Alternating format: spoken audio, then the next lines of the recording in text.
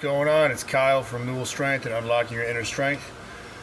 Coming from the sweat box. It's about 110 degrees in my office. Thus, the nice cool headband. So I have a question from Steffen, who's a bodybuilder from Germany, about cheat meals, something that's near and dear to my heart.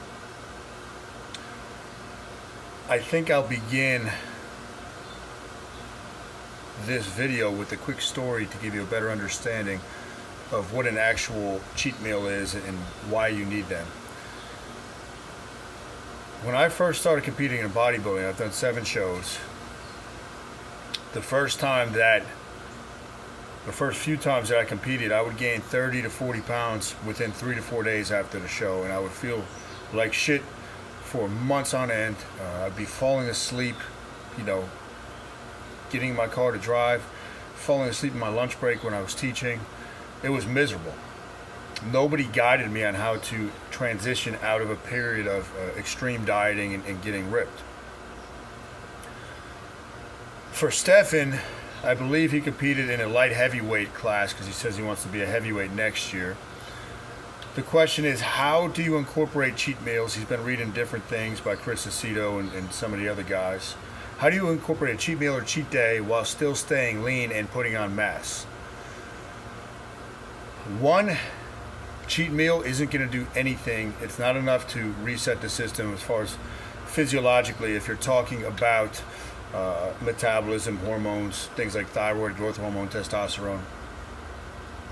Now, when you're as lean as Steffen is, for a male, let's say that's below 9% roughly, 8 to 10%. And for a female, that would be below 18%. And you want to stay lean, what you have to do is I would start you on one full cheat day. I wouldn't count carbs. You can do the ultimate diet, 2.0, which is from Lyle McDonald. I used that the last time I got ready for my past 2 contests, which means all the way up to the contest, you will have a day basically where your carbs are extremely high, but you have to keep fat level low and protein is very moderate. It's not a real cheat day. It kind of feels like it, but you're trying to restock all the glycogen within the muscles. Now, where Steffen's at post-contest, what I would do is pick, let's say, a Sunday, because Monday it's easier to get back into routine since you'll probably be on your normal work schedule or weekly schedule. Have everything you want. Anything and everything goes. When you're that lean, you pretty much have a bottomless pit, and your hunger will be a good indicator whether you're in super compensation mode. So super compensation mode is when you can store almost seemingly unlimited amount of calories because your muscles store glycogen and intramuscular fats or triglycerides. A lot of people don't know that. They just think you have glycogen. So when those are wrung out and you're extremely lean, the enzymes are activated so you can store a lot more, super compensation. So when I used to do a cheat day, literally I would go all the way up around 18 to 20,000 calories. And if you think I'm joking, I can make a whole list of what I would eat. It wasn't comfortable. I was able to put the food away. I would normally gain 13 to 15 pounds overnight. And again, that's intramuscular fluid, water, triglycerides, glycogen. And by midweek, I'd be back to around my contest weight.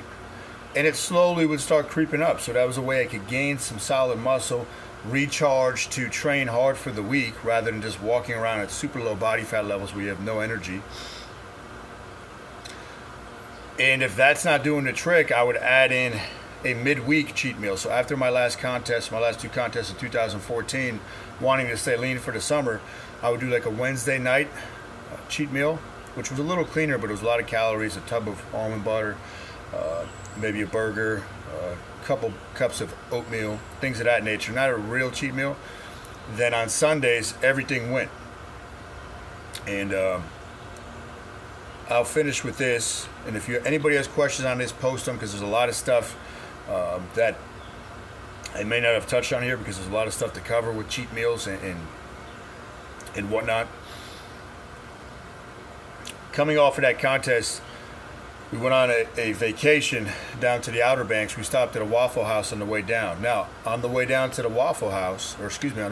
Outer Banks, we left home in New Jersey at about 6:30 in the morning. I had a dozen Dunkin' Donuts, glazed donuts, before we got to the next town, so within the first 15 minutes. About an hour later, I did a quart of rice pudding that my wife had made. I also did a whole bag of Butterfingers bites, a big bag of it. Then we stopped at the Waffle House. And at the Waffle House, I started off with 3 of their peanut butter waffles, which one of them is about 800, 900 calories. They couldn't believe it. They thought I was joking. I said, no, bring it on. I got eggs as well. Then I ordered 2 more after that, and now they're starting to become a scene. They're all coming out and watching. They gave me a Waffle House hat. The manager was going to buy my meal if I did it. Another 2, which would have put me at 7. And I could have done it, but I knew I would have been trash for the rest of the day. It was my birthday. I just knew I was going to go into a food coma, which is maybe I'll make another video about that, what to watch for with that.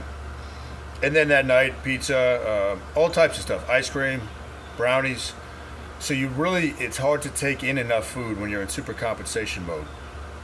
Last thing, I just remember looking at my notepad here. The way you would set calories if you were going to try to cut, I would keep Steffen at fat loss type of calories. So I would take his body weight times 10. That's going to put him roughly at his basal metabolic rate. That would be on his diet days. On his cheat days, I wouldn't even count. Or that's how it goes. The cheat night, the one night,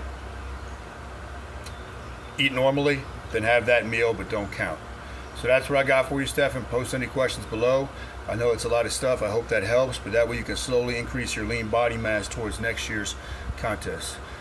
If you like this video or you like what I put out there, hit the subscribe button below and let me know any topics you want me to cover here or on the Unlocking Your Inner Strength podcast. Peace.